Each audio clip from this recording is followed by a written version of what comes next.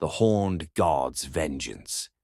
Midnight had claimed the vast brooding expanse of Kruger National Park as the blood-soaked camp of the Ivory Syndicate simmered under an oppressive, starless sky. In a clearing near a cursed watering hole, its banks slick with the red remnants of a recent slaughter, a group of ruthless poachers gathered. They had just committed an unspeakable act, the merciless killing of a majestic white rhino mother and her delicate calf beside a cracked stone altar. The altar bore a warning in ancient script, its message echoing in the darkness. Ubomi buya kufa. Life returns as death. Jace Kruger, the hardened ex-military leader known for his cold efficiency and missing left eye, crouched before the altar. His gloved hand trembled ever so slightly as he pried the horn from the dead rhino's head. The horn, a symbol of both beauty and power, pulsed with a sinister, muted glow, almost as if it were alive. Ignoring the dire warning carved into the stone, he stuffed the relic into his bag, convinced that profit and power were worth any price. As the night deepened, an eerie silence descended on the camp. The poachers, intoxicated by their recent triumph, settled into their tents, their raucous laughter echoing under the moon's pale gaze. Yet, as the camp slept, low, guttural breathing stirred outside. One by one, the men awoke to the sound of heavy, labored exhales, a sound not quite animal and not quite human. In the cold light of their flashlights, they discovered the unspeakable. The mutilated carcass of the slain rhino had vanished, leaving behind only disturbed earth and a lingering sense of dread. Riley, a scruffy member of the gang with a penchant for bravado, was among the first to notice something amiss.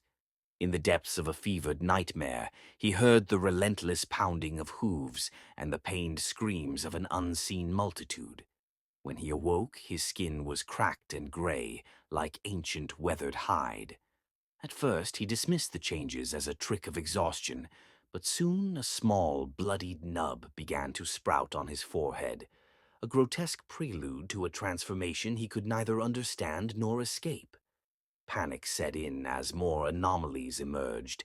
The gang's GPS units blinked erratically, rendering navigation useless, and the tires of their heavily loaded truck were found shredded, torn apart by what looked like massive clawed hands.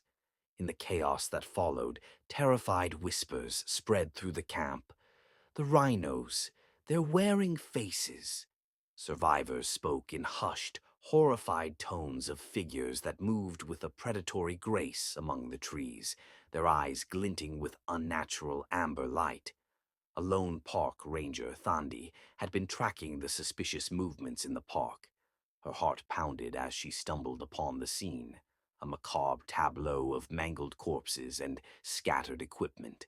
The air reeked of blood and decay. In the distance, the relentless pounding of hooves mingled with eerie, guttural bellows. Her gut told her that the ancient curse of the Matabele lion clan, the guardians of the white rhinos, had been awakened by the desecration of their sacred burial ground. Before she could fully comprehend the horror unfolding, the camp erupted into chaos. Out of the darkness, a monstrous herd emerged, twisted, nightmarish hybrids of man and rhino. Their bodies were a ghastly fusion of human features and animal ferocity, skin hardened into a natural armor, bones contorted with grotesque horns erupting from their skulls, and exposed ribs jutting like crude tusks. Their voices, a terrifying medley of anguished human screams and deep, resounding rhino bellows, filled the night air with a maddening rhythmic chant. Zingala! Zingala! Hunt! Hunt! Amid the bloodshed, Jace Kruger staggered forward, his transformation already well underway. His left eye had been replaced by a milky, horned orb, a grotesque testament to his fate. Desperate to rid himself of the cursed horn, he doused it in hastily gathered fuel and set it ablaze in a final bid to break the spell. Instead of crumbling to ash, the horn emitted a piercing, unearthly scream that reverberated off the trees. From the inky shadows, a towering figure emerged, a being 10 feet tall with the skull of a rhino for a head, human hands that flexed with malevolent purpose, and a voice that grated like grinding bones. Ndlovu, the horned god of vengeance, had been summoned. His eyes burned with the fury of ancient spirits, and every step he took sent tremors through the blood-drenched ground. As his voice boomed the eldritch chant, the monstrous hybrids closed in, their forms a twisted mockery of life. Amidst this carnage, a shocking revelation surfaced. As Thandi's eyes adjusted to the horror, she recognized the face of her estranged brother among the dying. Jace, her own kin, now half transformed and tormented, met her gaze with pleading eyes. In a moment suspended between horror and disbelief, Ndlovu's gravelly tone reached her ears, offering a cruel ultimatum: kill him or join us in eternal damnation. Jace's voice broke as he begged for mercy, his features contorting in agony. His jaw unhinged grotesquely, and a new horn violently erupted, piercing his tongue in a final, fatal betrayal of his humanity. Thandi's heart pounded with indecision, her duty warring with her familial bond.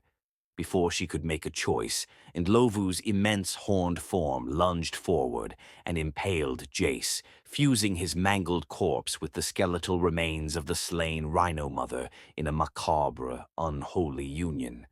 As the first tentative light of dawn crept over the horizon, Thandi managed to escape the cursed clearing. Her limbs trembled with exhaustion and grief, but the terror was far from over. A relentless itch spread across her skin, and when she caught her reflection in the murky water of the watering hole, she saw a disquieting gray patch creeping along her arm, the unmistakable mark of transformation. In that moment, she realized that the curse did not discriminate. Colonial greed and the blood of the innocent were all too potent a lure for the wrath of the wild. The watering hole, now overflowing with blood, bore silent witness to the cycle of retribution.